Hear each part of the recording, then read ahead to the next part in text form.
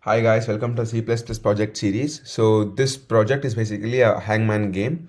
So we all have played that Hangman game. It's basically a guessing game where you keep some word, you just give the number of letters in the underline form, and then whenever the user starts guessing, if that letter is there, then you start filling it.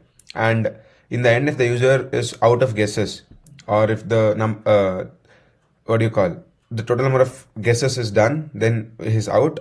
Or else if the user has guessed all the letters exactly, if there is no underlines remaining, then the user has won. So very simple game. Let's see the code, what it says. So in this first part, what we'll be doing is basically we'll be creating an array or a vector basically containing all the words that we can guess, like all the words that can be taken from the set of words. So we have a choose word function.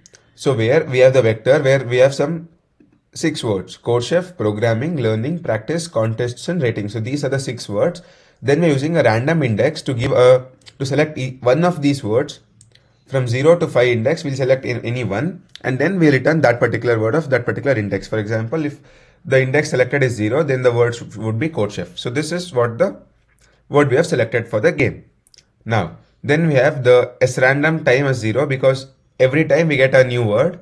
If for the time is 0, so every time we get a new word. And then here we have the name. We ask for the user's name. We prompt the user to enter his name, and then we take his name. And then we say hello, whatever the name of the user is, time to play Hangman. And then here we call this choose word function. So now any one of the word is chosen, and then we display that word, whatever is chosen, saying the chosen word is this. But this is just in the first part. We won't be displaying this in the main game. So let me run the program. So it's asking for my name. I'll enter my name. Hello Akshay, time to play Hangman. The word selected for this round is programming. So in the index was 1, so programming is selected. Now let me submit the program.